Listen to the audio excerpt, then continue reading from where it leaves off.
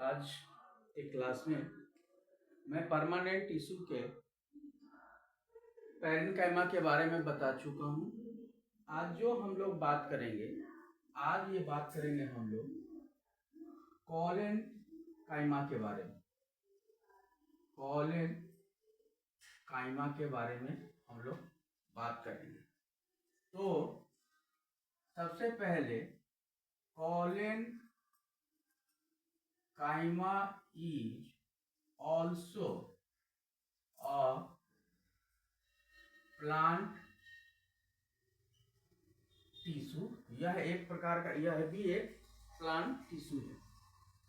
इसका जो सेल का टाइप्स होता है, किस तरह के सेल्स इसमें पाए जाते हैं, तो इसका जो सेल होगा वो सारे के सारे सेल जो होंगे वो होंगे लिविंग सेल्स होंगे। सारे के सारे सेल जो होंगे वो लिविंग होंगे, इलोंगेटेड होंगे, ठीक है, और ओवल इन शेप होंगे। Oval in shape, spherical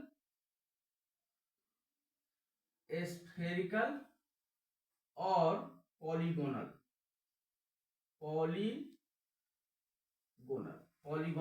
in shape, ठीक है। इसका जो सेल वॉल होगा, यह असामान्यतः कॉर्नर पे मोटा होता है। थिक सेल वॉल इन कॉर्नर। कैसे कॉर्नर? तो देखो, मान लो कि यह एक कोलेनकाइमा का सेल है, तो यहां तो बीच में क्या होगा, लार्ज सेंट्रल वैक्यूल हो जाएगा। तो ये जो कॉर्नर होता है इसका, ये कॉर्नर जो होगा, इसका कॉर्नर जो होगा यह ठीक होगा। यह कॉर्नर इसका ठीक होगा, समझ में आ गया। और यह बना होता है सेल्यूलोज का बना होता है प्लस हेमी सेल्यूलोज का बना होता है, और साथ ही साथ ये पेक्टिन का भी बना हुआ होता है।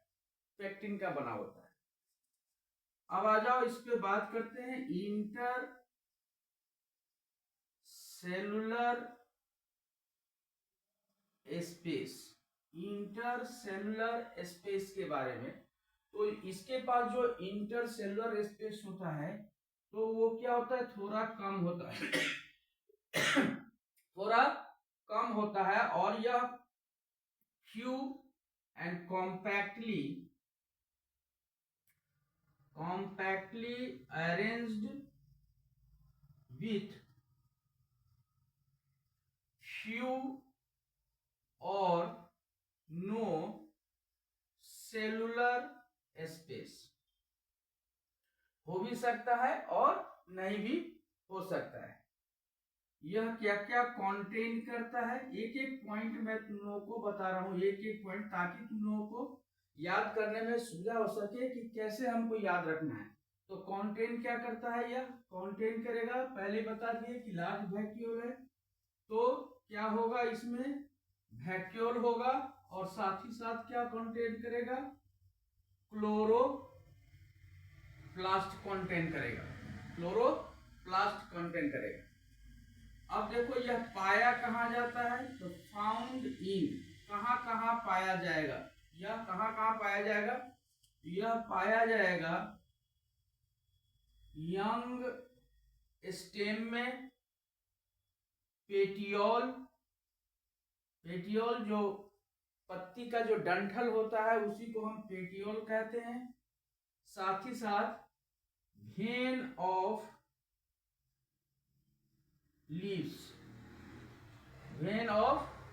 लीव्स इसमें पाया जाता है।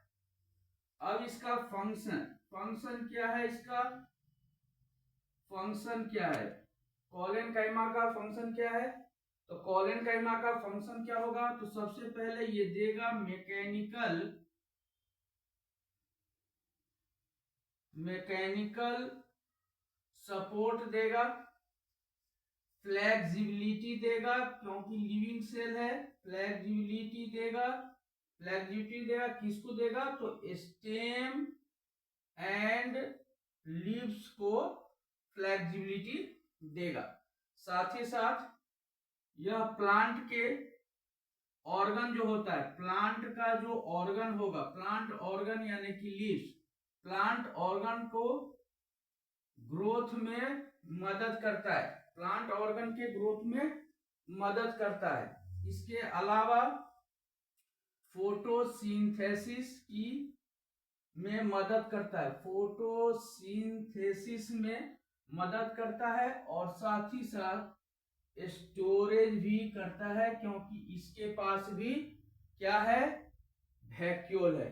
तो ये जो है परमानेंट टिश्यू का जो सिंपल परमानेंट टिश्यू है उसमें कोलेनकाइमा का हमने ये तुम लोगों को बताया, कोलेनकाइमा सेल का टाइप्स कैसा होता है, सेल वॉल कैसा होता है, इंटरसेलुलर स्पेस होता है या नहीं होता है, यह क्या क्या कंटेंट करता है, ये कहाँ कहाँ पाया जाता है और इसका फंक्शन क्या है। मेनली जो है यही सब कुछ पूछता है एग्जाम में, जो मैंने तुम लोगों को एग्जाम के प्रिपरेशन के व्यू से मैंने इस तरह से पॉइंट बाय पॉइंट तुम लोगों को मैंने इसके बारे में बता दिया। क्लियर, नोट डाउन करना है तो कर लो, ठीक है।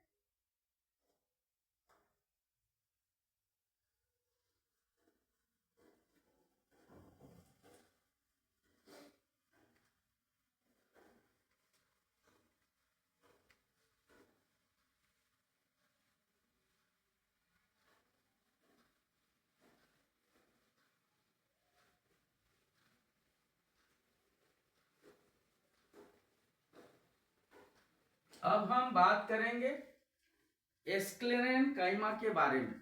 अब हम बात करेंगे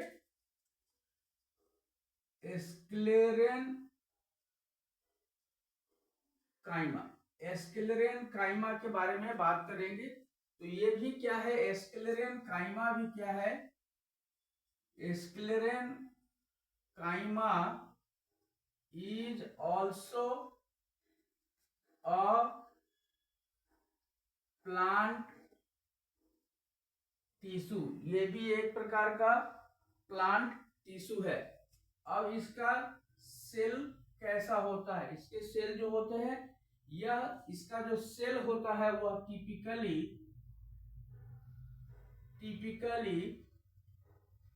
डेड होता है, इसका सेल जो होता है टिपिकली डेड एट मैच्योरिटी। ध्यान रखना ये पॉइंट सबसे ज्यादा इंपॉर्टेंट है, डेड तो होता है लेकिन कब डेड होता है, जब यह सेल मैच्योर होता है तब जाकर यह सेल डेड हो जाता है। जब यह सेल इमैच्योर होता है यानी कि इनिशियल स्टेज में क्या होता है, यह सेल भी लाइव ही होता है, यानी कि इनिशियल स्टेज में यह सेल क्या होता है, लाइव ही होता है। लेकिन जैसे ही सेल मैच्योर्ड होता है वैसे ही यह सेल डेड हो जाता है। समझ में आ गया। दूसरा जो होता है इसमें लैक ऑफ प्रोटोप्लाज्म, इसमें प्रोटोप्लाज्म नहीं होता है, लैक ऑफ प्रोटोप्लाज्म। और तीसरा narrow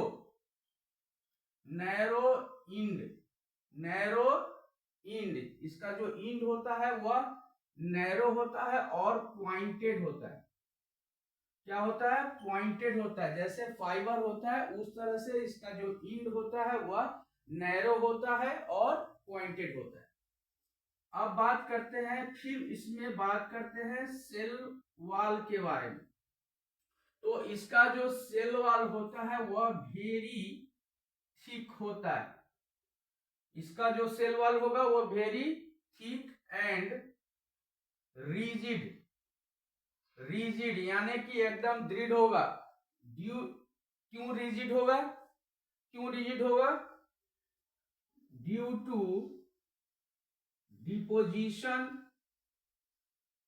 deposition of lignin, due to deposition of lignin. Lignin क्या है? यह एक हार्ड मटेरियल है, हार्ड मटेरियल। जैसे हम लोग घर बनाते हैं और घर बनाते समय हम लोग सीमेंट का यूज करते हैं। तो सीमेंट का यूज इसलिए करते हैं कि ताकि घर को स्ट्रॉन्ग बनाया जाए, कड़ा बनाया जाए। उसी तरह से प्लांट के स्क्लेरेंकाइमा में लिग्निन नामक एक मटेरियल पाया जाता है जो क्या होता है कि एक सीमेंट लाइक काम करता है। और यह जो होता है यह कॉम्प्लेक्स ऑर्गेनिक पॉलीमर होता है, ऑर्गेनिक पॉलीमर। लिग्निन क्या हो गया? कॉम्प्लेक्स ऑर्गेनिक पॉलीमर हो गया। और इसका जो इंड है वो मैंने पहले ही बता दिया कि इसका जो सेंट्रल ल्यूमेन भी होता है, इसका जो सेंट्रल ल्यूमेन भी जो होगा वो भी क्या होगा? नैरो होगा। सेंट्रल ल्यूमेन भी इसका नैरो होगा। अब इसमें हम इतना नोट डाउन करो, फिर हम आगे बताते हैं इसके टाइप्स के बारे में कि इसका टाइप्स कितने प्रकार के होते हैं।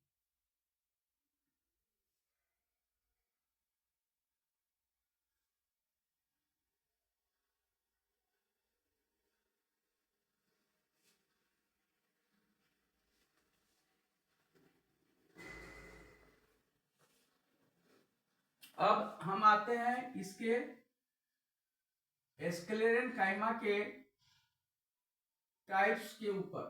तो इसका जो टाइप्स होता है तो सबसे पहला होगा फाइबर। क्या होगा? फाइबर। स्क्लेरेंकाइमा का फाइबर होगा। यह फाइबर जो होता है वो होता है, सबसे पहले क्या होगा? इलोंगेटेड होगा, नैरो सेल से नैरो इलोंगेटेड होगा, नैरो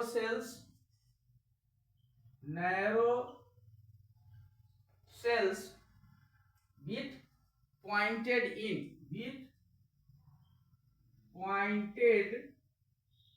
जो मैं पहले तुम लोगों को बता चुका हूं।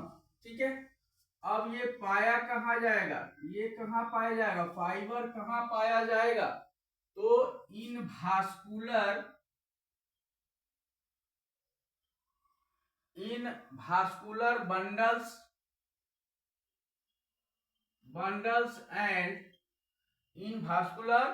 बंडल्स एंड जो है लीव्स में पाया जाएगा।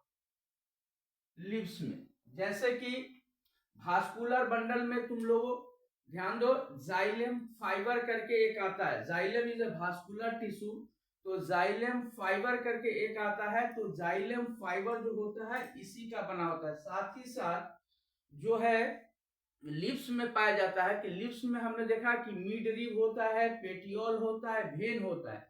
ये इसलिए होता है क्योंकि ये कड़ा होता है और पत्तों को यह टाइट रखता है, इसीलिए पत्ता खुला खुला ओपन रहता है। नहीं तो पत्ता क्या हो जाएगा? ये नहीं रहेगा, वेन नहीं रहेगा, मिड रिब नहीं रहेगा, जो पत्ते क्या होंगे? मुड़ जाएंगे। इसलिए यह पाया जाता है, पत्तों में पाया जाता है। ठीक है।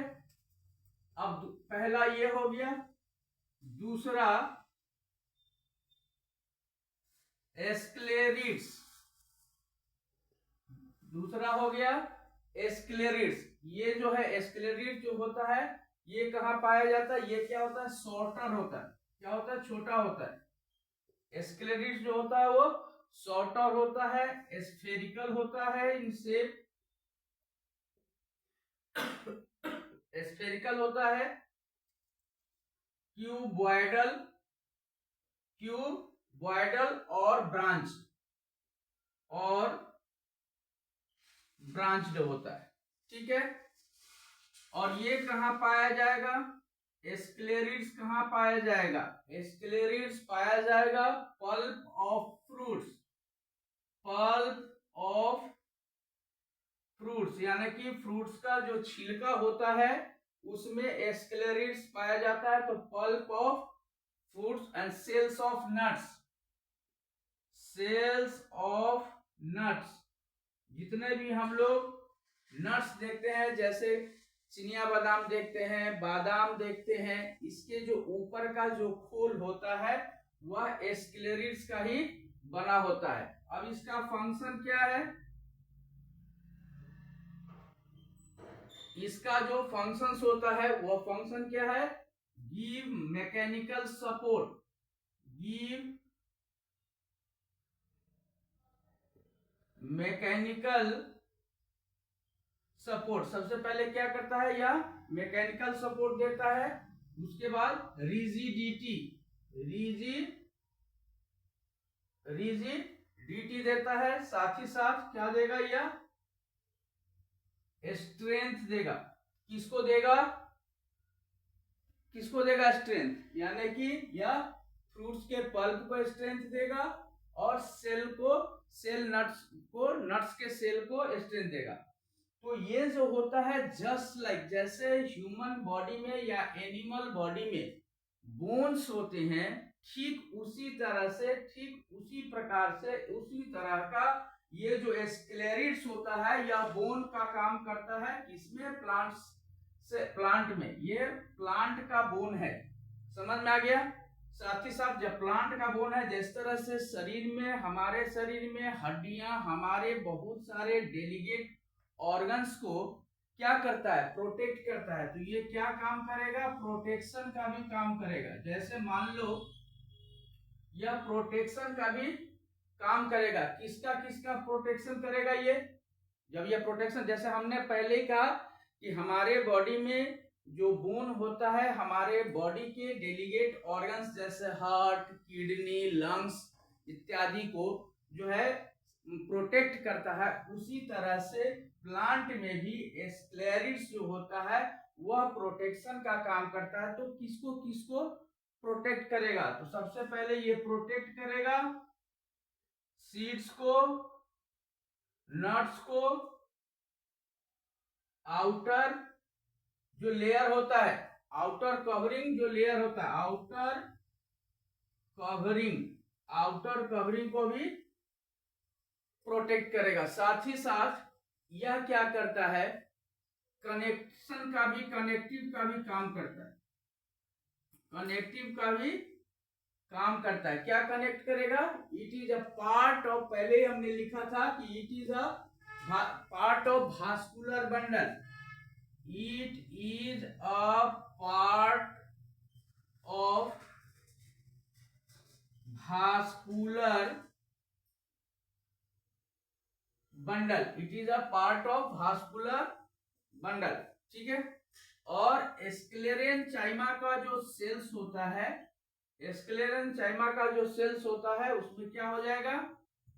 ट्रैकिड्स एंड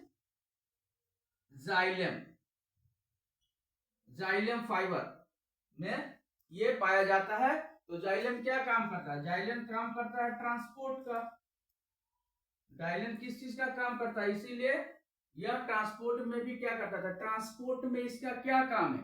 ट्रांसपोर्ट में इसका क्या काम है? अब मान लो कि तुमको अगर एक बाल्टी पानी लेकर कुएं से अगर घर आना हो तो उसके लिए तुम्हारे बॉडी में स्ट्रेंथ की जरूरत होती है, यानी कि ताकत की जरूरत होती है।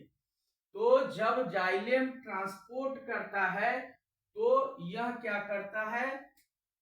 जाइलम को स्ट्रेंथ प्रोवाइड करता है। जाइलम को क्या करेगा? स्ट्रेंथ प्रोवाइड करेगा। और यह पाया जाता है जो है यह टफनेस प्रदान करता है, स्ट्रेंथ प्रदान करता है, साथ ही साथ टफनेस प्रदान करता है। किसको किसको टफनेस प्रदान करेगा? तो टफनेस प्रदान करेगा स्टेम को और लीव्स को, ये टफनेस प्रदान करेगा। इतना तुम लोग ये कर लो, इसका प्रिंट स्क्रीनशॉट ले लो, फिर मैं तुम लोगों को आगे बताता हूं।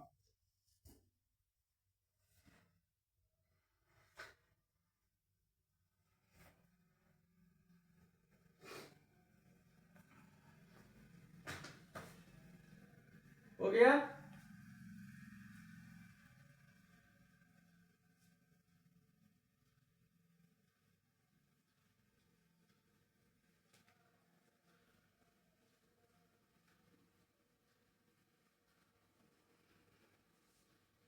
अब सपोर्टिव हम लोगों ने पढ़ लिया।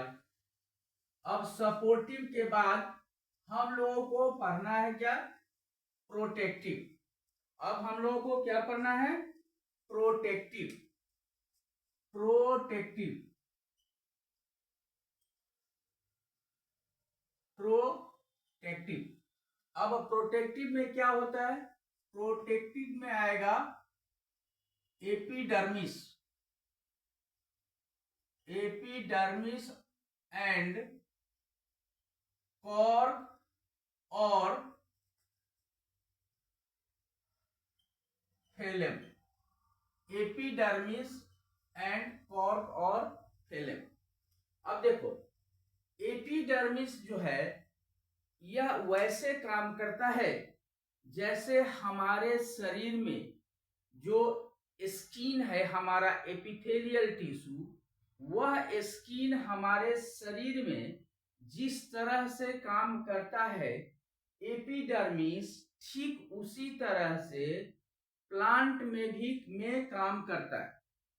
कैसे? जैसे मान लो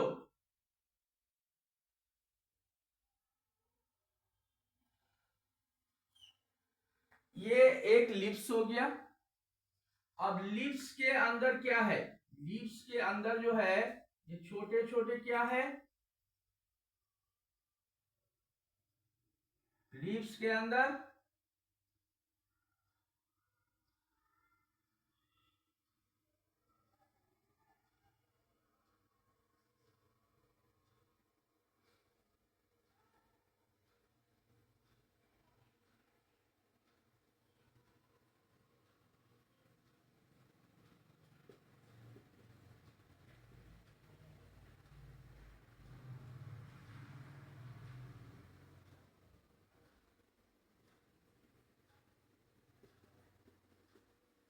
अब लीव्स के अंदर ये क्या हो गया? ये हो गया, ये हो गया लीफ।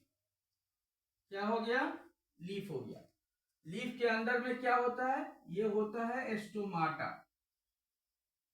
स्टोमाटा, क्योंकि गैसियस एक्सचेंज कहाँ होगा? स्टोमाटा के अंदर में होगा। अब जब हम लोग लीफ लेते हैं किसी भी प्लांट का, आप अगर लीफ लेंगे तो लीफ के ऊपर, जैसे केले का पत्ता हो या आम का पत्ता हो या किसी भी प्लांट का पत्ता अगर हम लोग लेते हैं तो उसके ऊपर पानी जो हम डालते हैं, तो क्या पानी अंदर जाता है? नहीं जाता है। क्यों नहीं जाता है? क्योंकि पत्ते के ऊपर एक वाटरप्रूफ लेयर होता है। जैसे हमारे बॉडी पर जब हम स्नान करते हैं या हाथ धोते हैं या मुंह धोते हैं, तो क्या स्किन के सहारे हमारे बॉडी के अंदर वाटर जाता है? नहीं जाता है। क्योंकि हमारे बॉडी में स्किन जो है वह एक प्रोटेक्टिव लेयर है जो हमारे शरीर को एक्सटर्नल इन्वायरमेंट से बचाता है। ठीक उसी तरह से प्लांट में भी एपिडर्मिस जो है वह एक्सटर्नल एक लेयर होता है जो प्लांट को एक्सटर्नल इन्वायरमेंट के से बचाता है। अब इसके ऊपर क्या होगा? इसके ऊपर एक लेयर होता है। इसके ऊपर क्या हो गया? इसके ऊपर एक लेयर हो गया। अब ये लेयर क्या है? ये लेयर जो होता है इसके ऊपर होता है क्यूटिकल का एक लेयर होता है। क्यूटिकल, क्यूटिकल यानी कि इसको हम कह सकते हैं water proof layer. Cuticle is a water proof layer. तो मान लो कि क्यूटिकल अगर वाटर प्रूफ लेयर है, जैसे कि हम लोग जब बारिश के समय में घर से बाहर निकलते हैं तो रेन कोट पहन के निकलते हैं। तो रेन कोट हम लोग इसलिए पहन के निकलते हैं ताकि हम गीले ना हो बारिश के पानी से। रेन कोट क्या करता है, हमको बारिश के पानी से बचाता है। तो ठीक उसी तरह से जो है यह लेयर जो है इसके अंदर पानी जाने से बचाता है प्लांट का। तो ये पाया कहाँ जाता है, तो ये पाया जाएगा स्टेम के ऊपर और लीव्स के ऊपर, स्टेम के ऊपर और लीव्स के ऊपर। लेकिन यह रूट के ऊपर नहीं पाया जाता है, रूट्स के ऊपर नहीं पाया जाता है, यहां नहीं होता है। अब क्यों नहीं होता है वो मैं बताता हूं। क्योंकि ये लेयर हमको दो चीजों से बचाता है, प्लांट को दो चीजों से बचाता है। सबसे पहला कि एक्सटर्नल इन्वायरमेंट से बचाता है, साथ ही साथ यह हमको ट्रांसपीरेशन से बचाता है, ट्रांसपीरेशन से बचाता है। लेकिन यह जो है सेमी परमिएबल होता है, क्यूटिकल लेयर सेमी परमिएबल होता है क्योंकि स्टोमाटा से जब गैसियस एक्सचेंज होता है तो यह पत्तों के सहारे ही इन्वायरमेंट में जाता है, या स्टोमाटा जब इन्वायरमेंट से कार्बन डाइऑक्साइड इनटेक करता है तो भी वह लीव्स के सहारे ही करता है। तो इसीलिए यह जो होता है यह सेमी परमिएबल होता है। जैसे हम लोगों के बॉडी में जो हम लोग सेल मेम्ब्रेन या प्लाज्मा मेम्ब्रेन पढ़े हुए हैं, तो सब लोगों ने उसके बारे में पढ़ा कि यह सेलेक्टिव परमिएबल मेम्ब्रेन होता है। ठीक उसी तरह से यह सेमी परमिएबल होता है ताकि गैसियस एक्सचेंज तो होने देता है, लेकिन इसको जो है बाहर से कुछ भी इसके अंदर नहीं जाने देता है।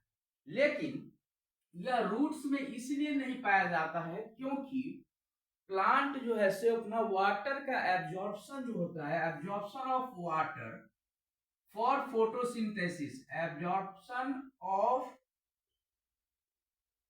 Water for photosynthesis. तो एब्जॉर्प्शन ऑफ वाटर कहां से करता है, तो एब्जॉर्प्शन ऑफ वाटर प्लांट जो है वो रूट के सहारे ही करता है। तो अगर रूट के ऊपर भी क्यूटिकल का लेयर अगर हो जाएगा, रूट्स के ऊपर भी अगर क्यूटिकल का लेयर अगर हो जाएगा तो रूट्स पानी को एब्जॉर्ब कर ही नहीं पाएगा।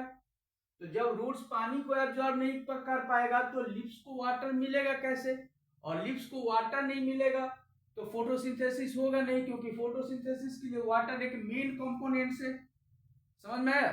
तो इसीलिए यह जो लेयर होता है वाटर प्रूफ लेयर, यह रूट्स के ऊपर नहीं पाया जाता है।